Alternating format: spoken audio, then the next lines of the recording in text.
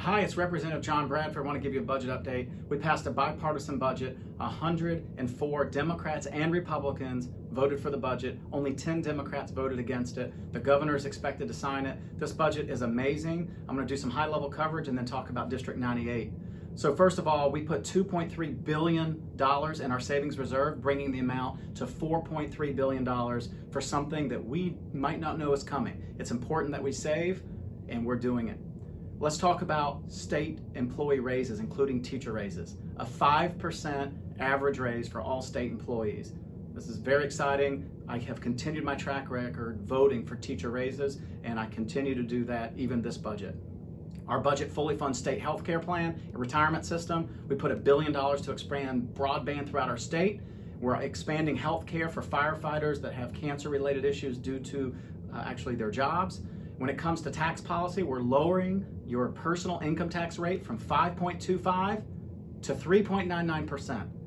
That's amazing. When it comes to business, corporate income tax is going from 2.5% to 0%. Franchise tax, we're updating the model so that franchise tax is based on your revenue only and not your property values. This will make sure companies want to expand and grow here and not worry about investing too much in our real estate.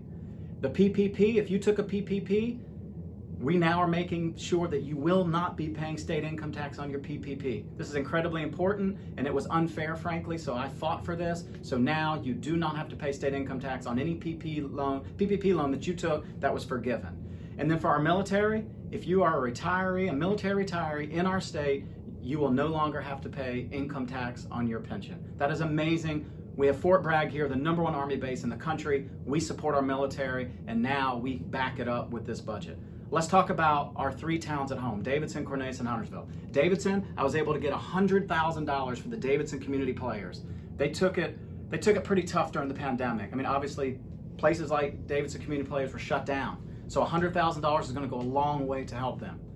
Let's talk about Cornelius, the Cain Center for the Arts. This is going to be an amazing regional arts center. They've had a capital campaign to get to $25 million.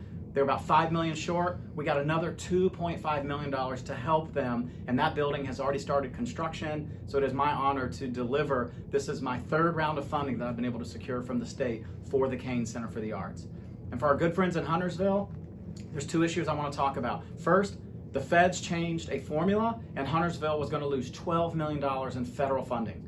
So I went and fought for state money to make sure that Huntersville got that $12 million. So Huntersville is not going to be left out.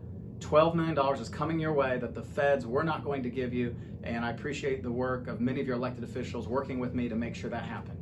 And for the ocular melanoma issue, I was trying to get money in the state budget. The Senate did not agree with the policy of the state funding that particular study. However, I have made it aware that because Huntersville does not have the authority to fund this on their own, I'm going to work on legislation that would in fact give Huntersville the authority to actually pay for their own study, because this wasn't really about the $150,000 with the Senate, it was more about the policy.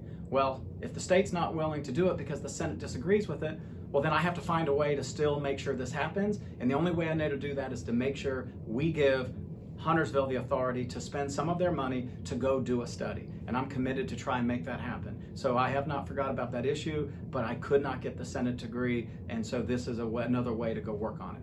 So in summary, it's an honor serving you. It's an amazing budget, and the ocular melanoma issue is still top of mind for me, and I will still continue to work on that. It's an honor to serve all of you. I invite you to come see me. Today I had a school from Huntersville up here visiting me. I would love to give you a tour. Please reach out to me. Thanksgiving is upon us. Please give thanks, take care of yourself, and take care of each other. It's an honor serving you. Thank you.